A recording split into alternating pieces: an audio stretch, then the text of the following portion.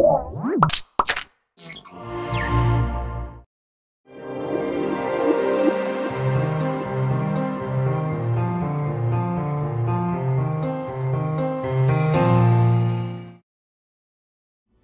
episode of Co-op is brought to you by Brutal Legend, available now, GoDaddy.com, and Squarespace.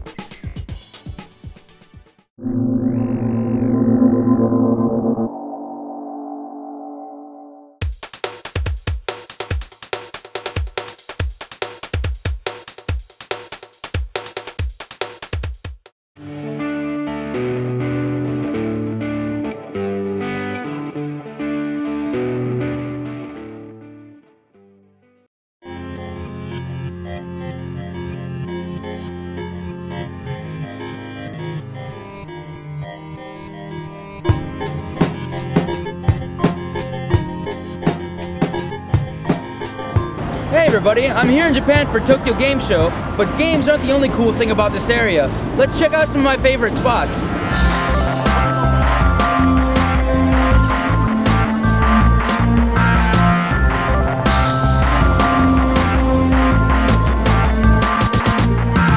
I'm here in front of Koko Curry, where many of the games journalists Illuminati have had many a late night curry fest. Some of its clientele, which includes Rob Bowen, Patrick Klepek, Garnet Lee, and Dave Coulier. Let's check it out.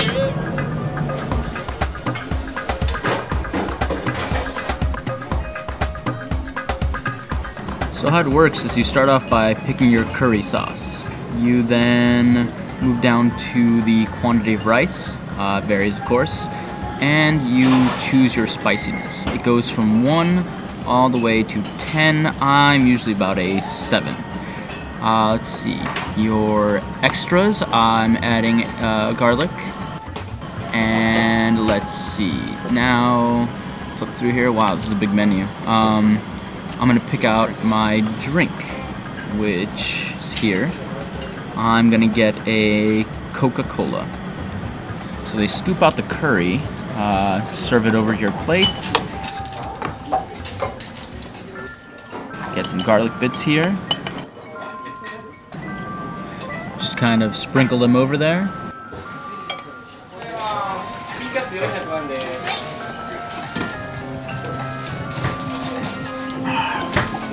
Just right. And delicious.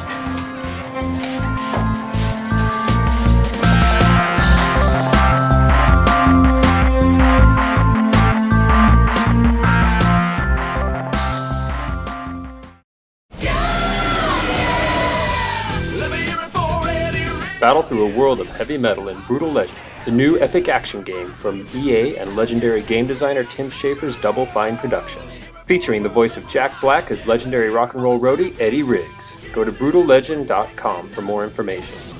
Available now. For exclusive Brutal Legend footage from Revision 3 shows, go to www.revision3.com/brutallegend.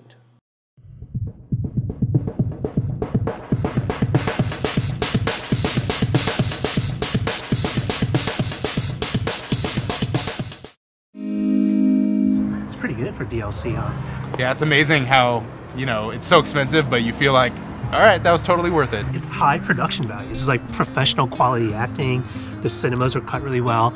And you just remember, it's like, man, the character development there, it's like so much deeper than what you're used to getting in any kind of, like a full-fledged game. I think the thing that stood out to me was that they're bad guys. Like, all of the GTA characters, of course, they're killers, right? Or I mean, the main characters of the GTA games. Yeah. But like, Billy is a total asshole the entire time.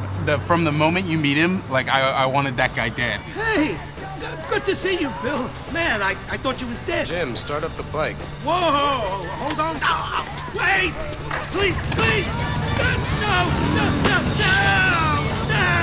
Where is my bike?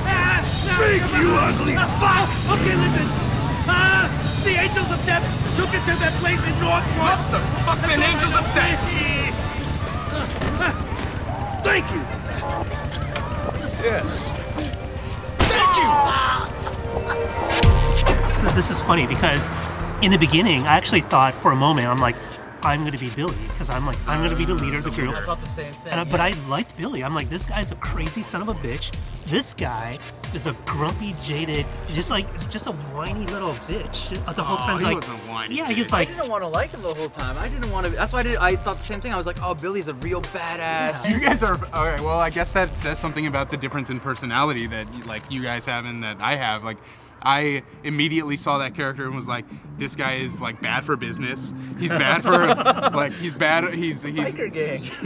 But that's what I mean. Like, I feel like this game's interesting because it even there are a bunch of jokes about how there are these like relics from the 60s, like, oh, you're just some biker. Bikers don't even exist anymore. So it's like, to me, it was about how if you were going to try to modernize a bike gang, what it would take to do it.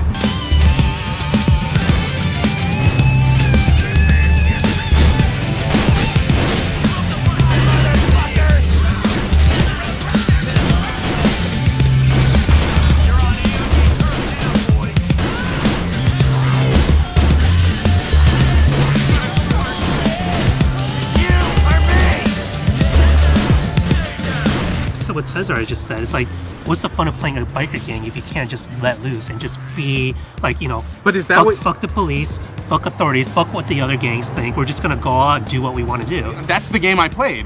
I played the responsible biker guy, but I still did. Like, I shot many cops over the course of the adventure. I broke into jail once. I mean, there's all these things, these crazy things that happen, and I appreciate being the more level-headed character and still getting to do these gamey sort of like but that's high GTA action gameplay, things. right? You're gonna do bad things. Exactly. But I'm talking about like what makes GTA now, starting with 4, is the character development. Sure. I think like in some ways like Saints Row 2 I think has surpassed it in terms of just raw silly gameplay, but GTA has the character development and deep and that to me it's like, okay, I love Nico because he was just like kind of like simple like country guy, it's like I don't really know what I'm doing but I'll go along with the flow, and I kind of like this guy's kind of funny, it's kind of cool. It's just like Johnny is just so grumpy, he's like so like he's Mr. Not Fun. Actually, it's the GTA always seems to be the kind of the immigrant story or the rags to riches story, right? It always is like whether you're in Vice City and you're building up like from a small time drug lord to like the Tony Montana, or whether you're the immigrant building up his empire. It always seems to be this like rise, right? Well, what was cool about Lost in the Dam for me was that you started out in your place already. Like, yeah, you do become a bigger part in the gang, but you start out with like these responsibilities and you have to like kind of keep them, Not only that, like GTA 4, the original GTA 4 had like all these side quests, like all the TV stuff, all the internet stuff, keeping all your friends happy and all this crap.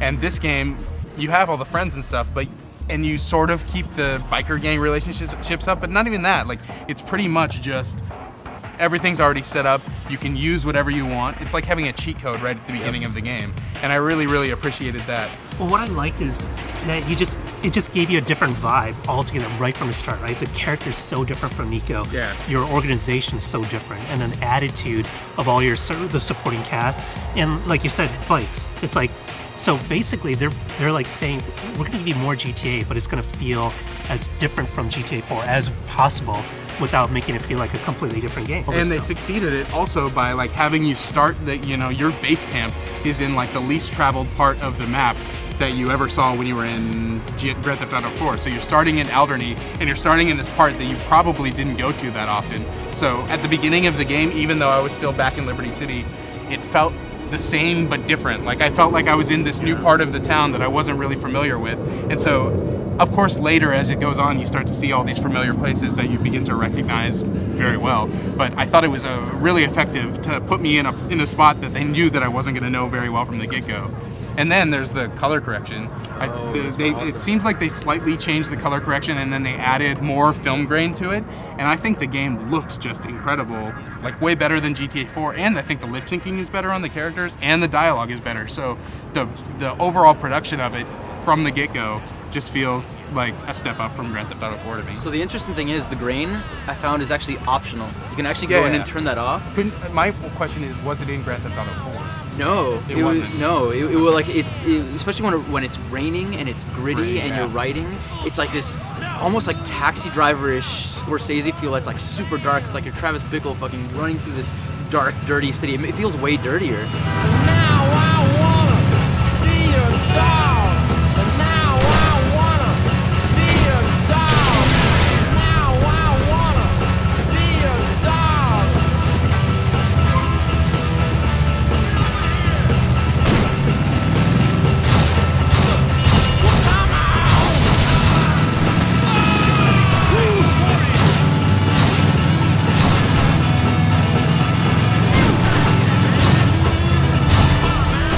one thing I was really annoyed with, though, that they kind of should have left behind in GTA 4 was just how, you discover this right away. It's like, they're gonna have you driving across boroughs all the time. Like just one small example, like I called up Jim and I'm like, hey, you wanna play air hockey? Because I wanted to check out the air hockey mechanic.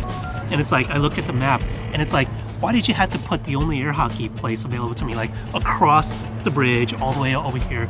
And it just seems like there's a lot of needless driving in the game. Like, yeah, if you die, you can shortcut right back into the mission. Those trip skip kind of things. Yeah, you can take a taxi.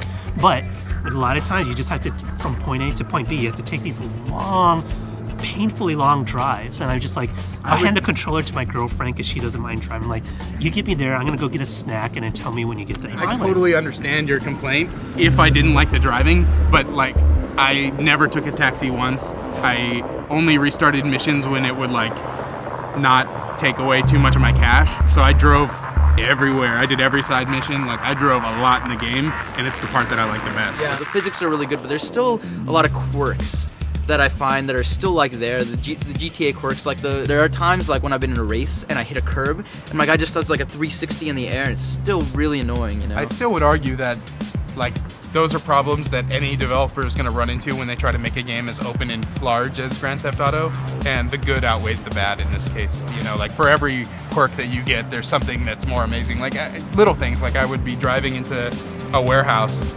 and all of a sudden, like, for whatever reason, be pulled out of the world and just be a guy sitting looking at a video game and going like, dude, can you believe how much detail there is in just this one space? Like, there's that fence there that's got some pipes behind it, and then, two guys talking and having lunch, and then this building behind it that looks completely unique. Like, there's no one that can make an open world like Rockstar North is. And if there is, I want to play that game because I haven't played it yet.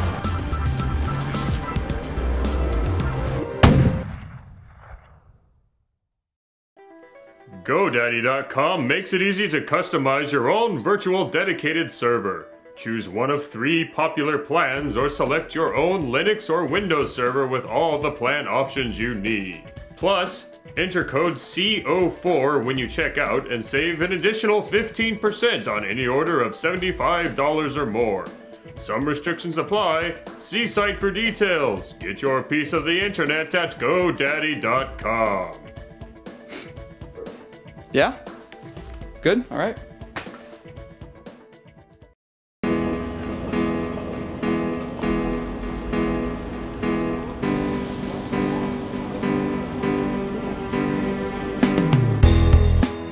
In America, we have dollar stores and Walmarts. In Japan, they have Don Quixote.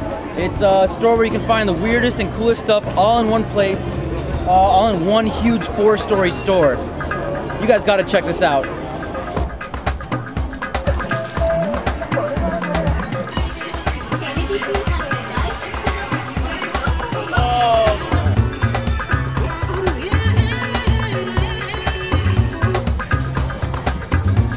Holy crap, this is just disgusting.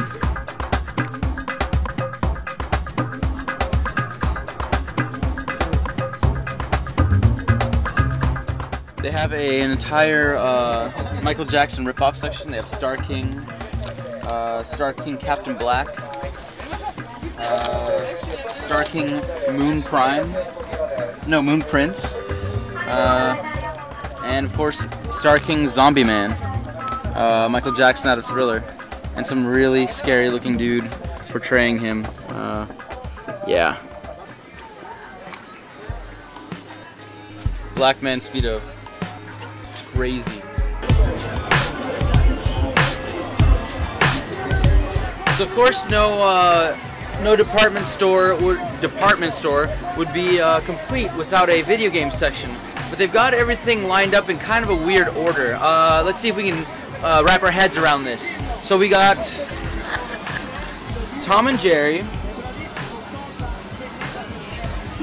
2 Famicom games, 2 porn.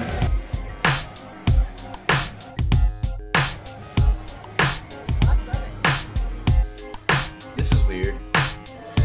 Whoa. A lot of snacks. This is a pizza sandwich.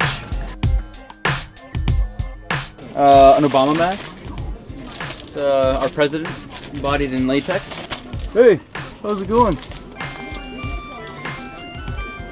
Look at me! I'm a rice ball.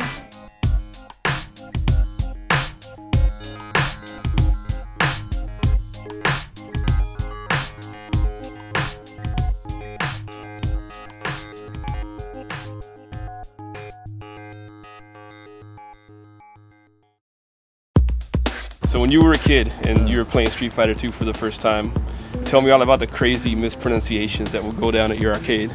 Ryu, we'd start with that, because no one called him Ryu. Guile was a weird one. I called him Guile. There was like Ile, Blanca. People called him Blanca. Yeah.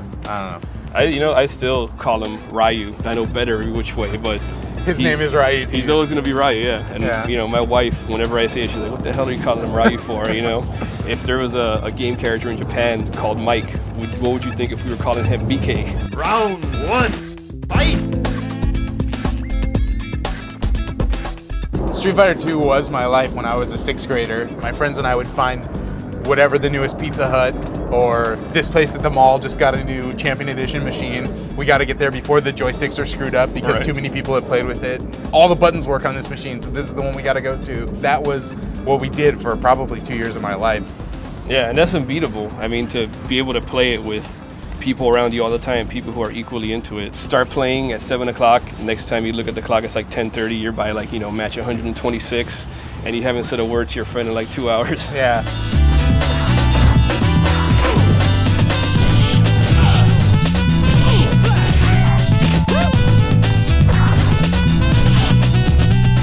I always felt bad for missing Street Fighter 3, Double Impact, and Third Strike because, I don't know, that time of my life, I guess maybe it was because I was playing Soul Calibur. Or, since then, I have played it a couple times, and every time I play it, I'm like, man, I should get into this game. But it's such a huge time investment. It was nice to have a game like Street Fighter 4 where you can basically play it like Street Fighter 2 on some level. Right. And it's fun, instantly. Will the tide of battle turn? Fight!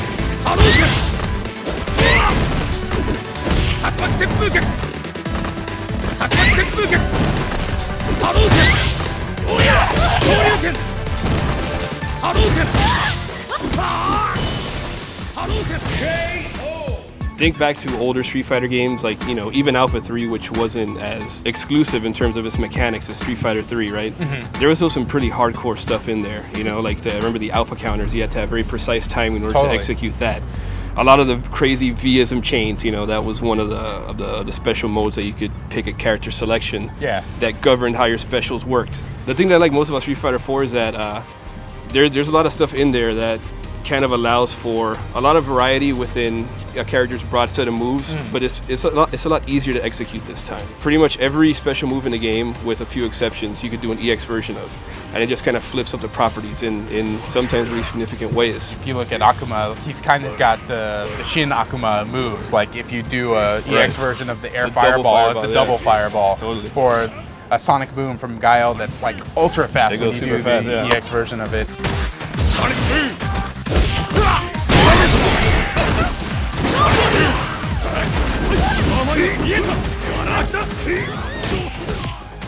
You're monitoring that gauge and deciding when to use those moves, and of course using that gauge later to decide whether or not you want to do the focus attack cancels and the more hardcore stuff, which the focus attack is a big thing in this game.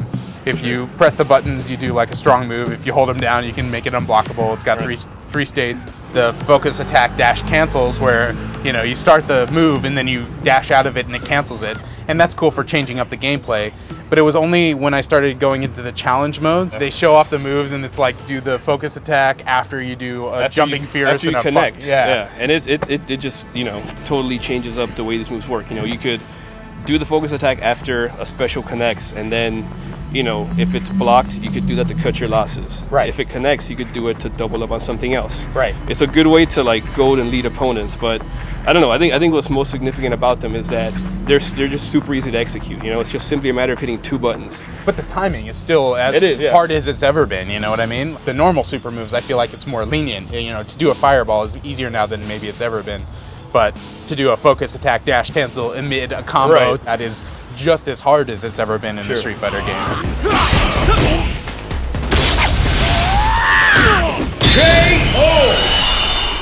Even though I didn't play much Street Fighter 3, I was always kind of interested in it, so I would seek out videos to see what high-level play looks like.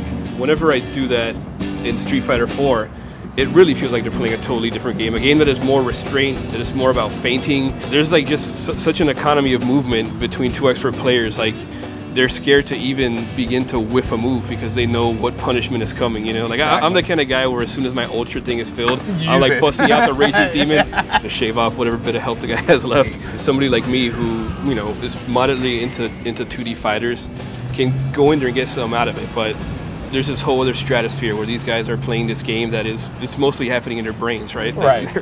Just dashing, to me, really changes up the gameplay from Street Fighter 2. You know, I'll try to dash because I see all the cool players dashing, right. And then like I get hit by a fireball because of it or something. That's totally a phenomenon of fighting games, though, isn't it? Right? Like, you get it in your mind that you want to execute a specific combo or you want to incorporate, you know, a specific strategy into your play, and you do that to the detriment of everything else. Yeah. It's like playing sensibly. Because of the simplicity of the base set of moves, like you can go look at the move list and learn all 4 of the super moves for that character, or whatever, you know? Quickly incorporating that into your play and learning when the best timing is to use them. It's so different than playing a game like Soul Calibur or Tekken where you look at the move list and there's like 100 moves to learn. To learn one character is such a big investment. I want to learn to play every single character in this game, and I've at least played with every character, and I definitely don't do that in Soul Calibur.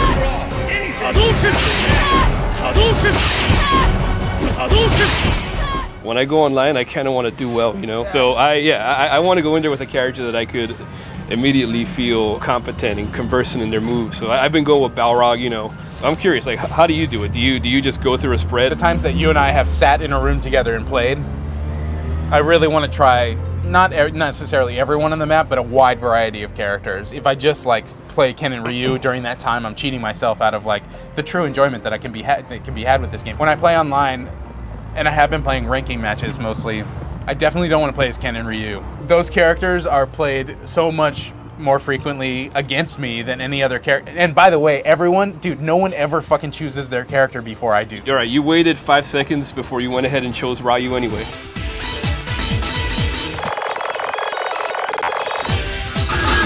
You have the same hang-up that I do.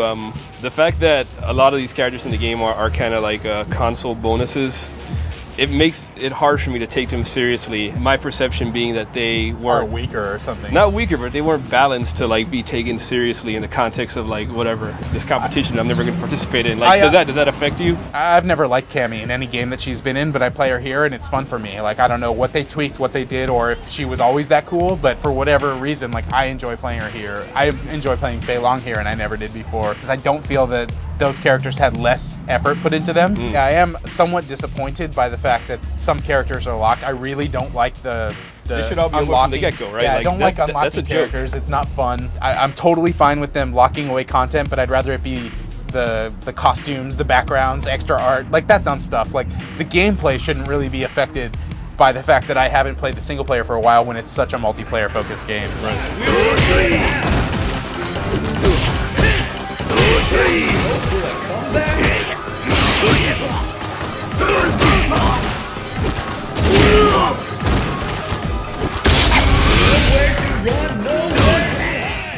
I was one of the first Americans to see this game, and when I saw it, it didn't really feel like it was going to be a big step forward, and it felt like it was maybe going to be a step back because of the fact that they were doing it in 3D. I remember saying at the time, like, I think I'm going to play Soul Calibur 4 more than I'll play Street Fighter 4. Same here, absolutely. But that has turned out to be the opposite of what's happened, and I'm definitely more interested in playing Street Fighter 4 than Soul Calibur right now.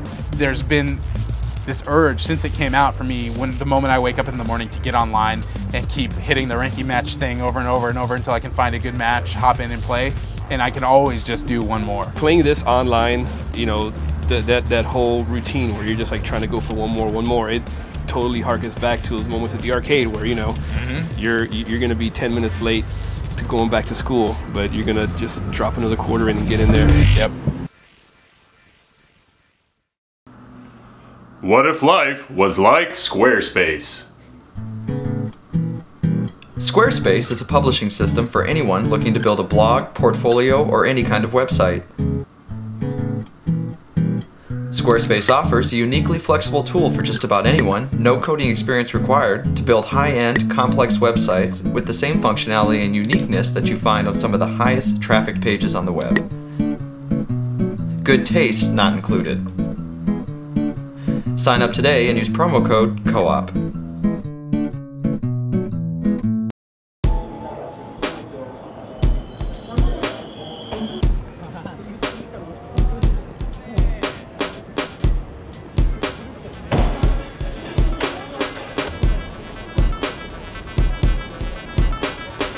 Hey, I'm here in Tokyo, Japan, in the Akihabara district, the gamer's paradise and otaku heaven. Let's check it out.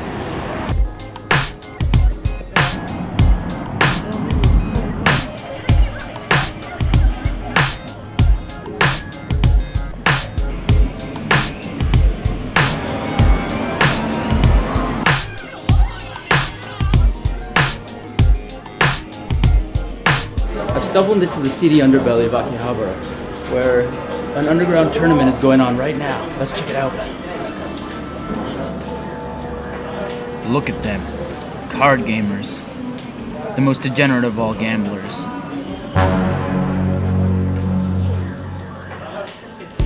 Here in Japan, you can get almost anything in a vending machine. I found a pretty interesting thing I hadn't seen before. It's a curry in a can. Let's check it out.